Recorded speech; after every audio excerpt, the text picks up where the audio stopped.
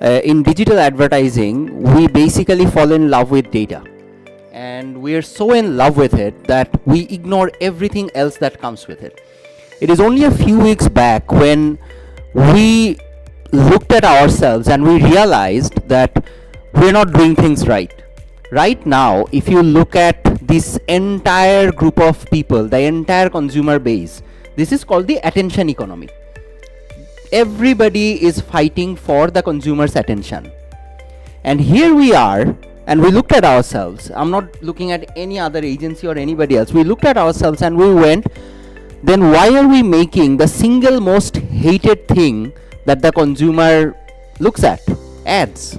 Ad fatigue, banner blindness, so many psychological tools the human brain has developed just to ignore the things that we make. And we keep on making those things.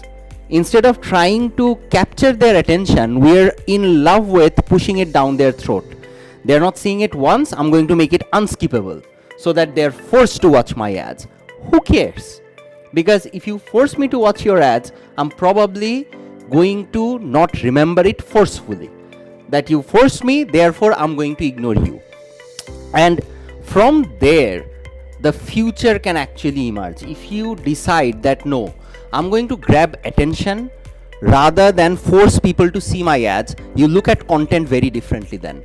You look at the things that the people are looking at, and then you try to make content that is going to attract them, grab their attention, and try to be in a space where they will enjoy a conversation with you. And that's where we go back to the core part of advertising. Digital advertising at the end of the day is not just about data. Data helps us identify what the consumer is into.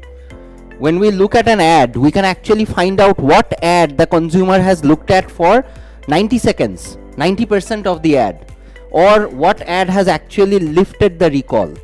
And from there, we can decide what type of communication we should make that fits into the attention economy.